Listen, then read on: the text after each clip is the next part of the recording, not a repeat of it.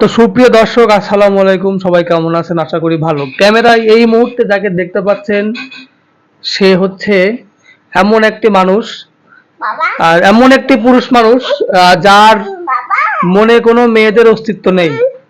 আর যে পুরুষের মনের মধ্যে মেয়েদের কোনো অস্তিত্ব থাকে না, সেই পুরুষের গায়ের রক্তে নবাবের তেজ থাকে বলে আমরা জানি। তো এখন আমরা সেই বালকের বা সেই পুরুষের আমরা এখন ইন্টারভিউ নেব। তো প্রথমত আমরা জানতে চাচ্ছি আপনার নাম কি? বাবু। আপনার নাম বাবু? আপনার বাবার নাম কি? কাক। সুপ্রিয় দর্শক, আপনারা দেখতে পাচ্ছেন তার বাবার নাম কাক এবং তার নাম বাবু। তো আপনার বাড়ি কোথায়?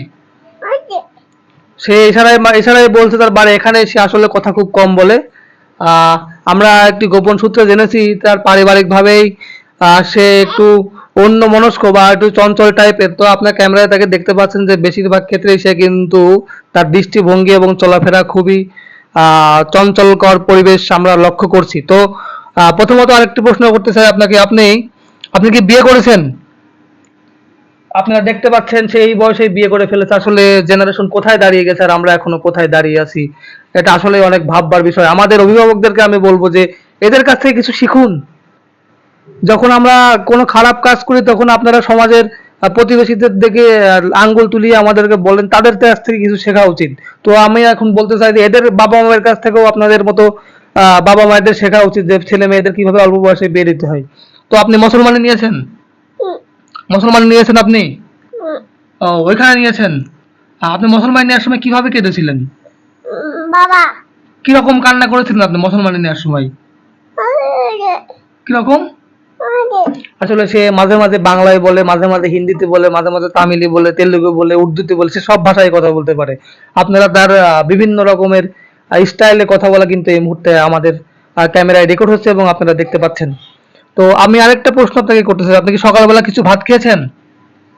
সকালে ভাত খেয়েছেন নাকি মেয়াদ উত্তীর্ণ গাঁজা খেয়েছেন?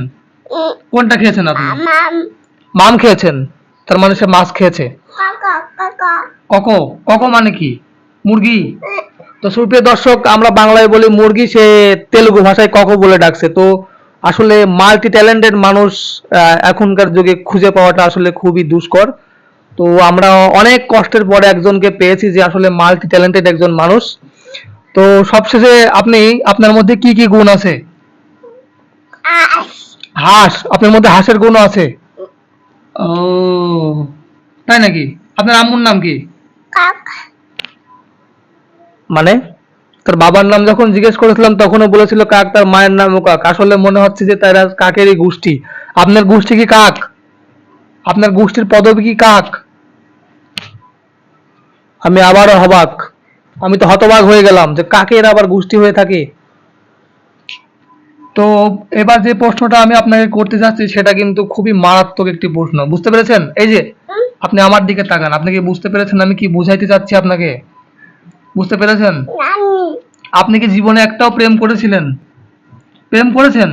আও, সে তাহলে আপনি এই বয়সে প্রেম করছেন? আচ্ছা, এই বয়সে আপনি কতগুলো প্রেম করেছেন? কতগুলো প্রেম করেছেন? একটা, দুইটা না তিনটা? কতগুলা নাকি অনেকগুলা? কাকা বাবু তো বুঝি নাই, আপনি আরেকবার যদি বলেন। কতগুলো প্রেম করছেন? অনেকগুলা? তো সুপ্রিয় দর্শক, দেখতেই পাচ্ছেন যে দুনিয়া আসলে কোথায় চলে গেছে আর আমরা এখনো কোথায় থেমে আছি। একটা হাঁটুর বয়সের ছেলে যদি এতগুলা প্রেম করতে পারে তাহলে আমাদের মতো দামড়া মার্কা মানুষের আসলে এ জীবন থাকার থেকে না থাকাই ভালো।